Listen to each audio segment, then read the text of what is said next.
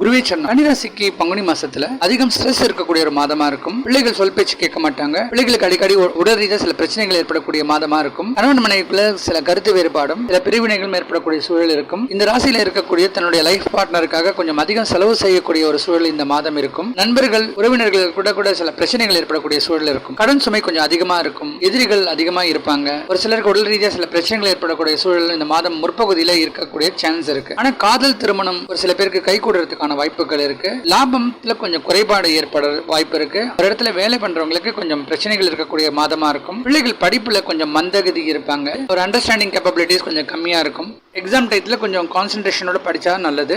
விளையாட்டுத்தன்மையும் TV பார்க்கறது, cinema போறது, ஸ்போர்ட்ஸ்ல ஈடுபடுறது, இப்படி படிப்பை தவிர மற்ற விஷயங்கள் ஈடுபாடு அதிகமா ஏற்படும். திருமணம் ஆகாதவர்களுக்கு சில தடங்கல்கள் ஏற்படக்கூடிய சூழல் இருக்கும். அடிக்கடி ஈகோ ப்ராப்ளம்ஸும் கருத்து வேறுபாடும் ஏற்படக்கூடிய ஒரு மாதமா இருக்கும். ஒரு சிலர் டேப்லெட்ஸ் போட்டாதான் உங்களுக்கு தூக்கம் வரும்.